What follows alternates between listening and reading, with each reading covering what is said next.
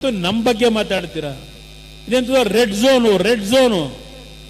ಇವತ್ತು 5 ಟೌನ್ಶಿಪ್ ಮಾಡೋದಕ್ಕೆ ಮಾಡಿದ್ರ, ರೆಡ್ ಝೋನ್ ತೆಗೆದಿದ್ದೀರಾ. ಈಗೇನೋ ಹೇಳೋರು ಇವತ್ತು ಯಾರು ಭೂಮಿ ಕೊಡಲ್ಲ, ಅವರ ಭೂಮಿಗಳನ್ನ ರೆಡ್ ಝೋನ್ ಮಾಡಲ್ವಂತೆ, ರೆಡ್ ಝೋನ್ ಅಲ್ಲೇ ಇಡ್ತಾರಂತೆ. ರೆಡ್ ಝೋನ್ ಅಂದ್ರೆ ಅರ್ಥ ಏನು? ಇವತ್ತು ರೆಡ್ ಝೋನ್ ಅಲ್ಲಿ ಇರ್ತಕ್ಕಂಥ ಈ ಒಂದು ಭಾಗದಲ್ಲಿ ಬೆಂಗಳೂರಿನ ಹಲವಾರು ದಳ್ಳಾಳಿಗಳು, ನನ್ನ ಹತ್ರಲೇ ಒಪ್ಪಿದ್ದ ದಳ್ಳಾಳಿ, ನನ್ನನ್ನ ಟೋಪಿ ಹಾಕಿ ಇಲ್ಲೆಲ್ಲ ಪ್ರಮುಖ ರಸ್ತೆಯಲ್ಲಿ ಒಂದು ತೋಟ ಮಾಡ್ಕೊಂಡವನೆ ದಳ್ಳಾಳಿ ಒಬ್ಬ. ಈಗ ಅಲ್ಲಿ ಸೇರ್ಕೊಂಡವನೆ, ಇಲ್ಲೆಲ್ಲ ಏನೇನು ಬೇಕೋ ಮಾಡ್ಕೊಂಡು ಅಲ್ಲಿ ಸೇರ್ಕೊಂಡು ಇಲ್ಲ ತೋಟ ತಗೊಂಡವನ. ಇಲ್ಲಿ ಮುಖ್ಯ ರಸ್ತೆಯಲ್ಲಿ ನಾನು ಕಾಣದೇ ಇರೋದ, ಇಲ್ಲಿ ನೋಡಿದೆ ಅವತ್ತು, ಇಲ್ಲಿ ನಿಂತಿದ್ದ. ಇಲ್ಲಿ ನಾವಿಲ್ಲಿ ಬಂದಾಗ ಮುಖ್ಯಮಂತ್ರಿ ಕರ್ಸ್ರಪ್ಪ ಅಂತ ಹೇಳಿದಾಗ, ಈಗ ಇಂಥವ್ರು ಜಮೀನು ಕೊಡಕ್ಕೆ ತಯಾರಾಗಿರೋದು.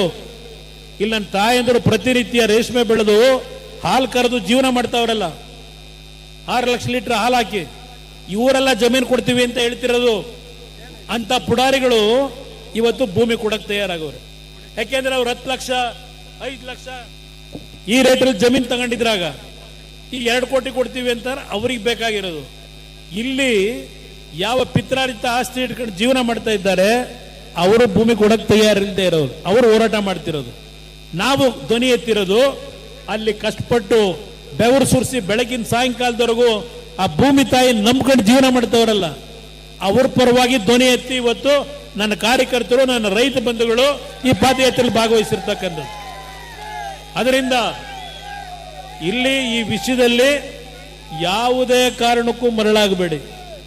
ಇವತ್ತು 3 ಕೋಟಿ ಅಂತ ಘೋಷಣೆ ಮಾಡವ್ರೆ, ಅದೆಲ್ಲ ಇದ್ರು ಕೊಡಪ್ಪ, ಫೋನ್ನಲ್ಲಿ ಆನ್ ಮಾಡ್ಕೊಡೋದನ್ನ ಕೇಳಬೇಕು.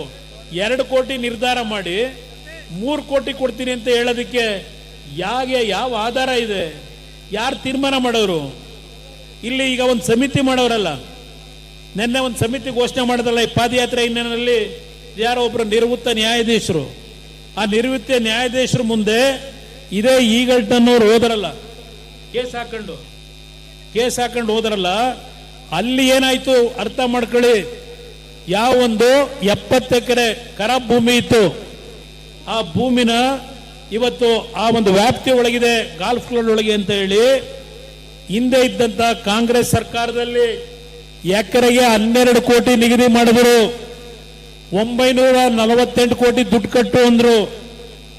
ಎಕರೆಗೆ 12 ಕೋಟಿ 15 ವರ್ಷದಿಂದ ಆಗಿದ್ರೆ ಅಲ್ಲಿ 12 ಕೋಟಿ ಸರ್ಕಾರ ಏನು ಫಿಕ್ಸ್ ಮಾಡ್ತು, ರಾಮನಗರದ ಜಿಲ್ಲಾಧಿಕಾರಿನ ಉಪಯೋಗ ಮಾಡ್ಕೊಂಡು ಇದೇ ಸತ್ಯಶೋಧನಾ ಸಮಿತಿ ಕಾಗೋಡು ತಿಮ್ಮಪ್ಪ ಕಂದಾಯ ಸಚಿವರು ಪಾಪ ವ್ಯಾಪಾರ ಮಾಡಕ್ ನೋಡಿದ್ರು, ಅವ್ರು ಕೊಡಕ್ ದುಡ್ಡಿರ್ಲಿಲ್ಲ.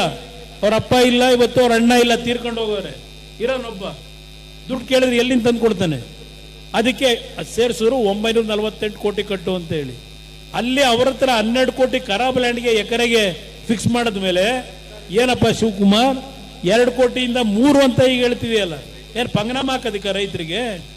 3 ಕೋಟಿ 10 ವರ್ಷದಿಂದ 12 ಕೋಟಿ ಫಿಕ್ಸ್ ಮಾಡಿದೀಯ ನೀನೆ. ಇವತ್ತಲ್ಲಿಗೆ ರೈತರಿಗೆ ಯಾವ ರೇಟ್ ಫಿಕ್ಸ್ ಮಾಡ್ಬೇಕು? ಎಕರೆಗೆ ಯಾವ ರೇಟ್ ಫಿಕ್ಸ್ ಮಾಡಬೇಕು ಯೋಚನೆ ಮಾಡಿ. ಇದು ಅಶೋಕಣ್ಣ ಹೇಳ್ದಂಗೆ ದರೋಡೆಕೋರರ ಸರ್ಕಾರ ಇದು, ದರೋಡೆಕೋರರ ಸರ್ಕಾರ ಇದು. ಇದೊಂದು ಸರ್ಕಾರ ಅಂತ ಕರೀತೀರಾ? ಇವತ್ತು ಮಂತ್ರಿ ಆಗೋದಿಕ್ಕೆ ನಾನು ಹೇಳೋದಲ್ಲ, ಆ ಪಕ್ಷದ ಶಾಸಕರುಗಳು ಮಂತ್ರಿ ಆಗದೇ ಇದ್ದರು, ಹಿಂದೆ ಮಂತ್ರಿ ಆಗಿದ್ದಾರೆ ಹೇಳ್ತಾರೆ. ಏನ್ ಮಾಡೋದು? ನಮಗೆ 100 ಕೋಟಿ 150 ಕೋಟಿ ಕೇಳ್ತಾರೆ, ನಾವೆಲ್ಲಿಂದ ತಂದ್ಕೊಡೋದು? ಇದು ಈ ಸರ್ಕಾರ ನಡೀತಿರೋದು. ಇವತ್ತು ಆ ಮಂತ್ರಿ ಆಗನೋ 100 ಕೋಟಿನೋ 50 ಕೋಟಿನ ಕೊಟ್ಟು ಮಂತ್ರಿ ಆಗಿ ಯಾರ ತಲೆ ಹೊಡಿಬೇಕು? ನಮ್ಮ ರಾಜ್ಯದ ಜನತೆಯ ತಲೆ ಹೊಡಿಬೇಕು, ಆ ದುಡ್ಡು ಸಂಪಾದನೆ ಮಾಡಬೇಕಾದ್ರೆ.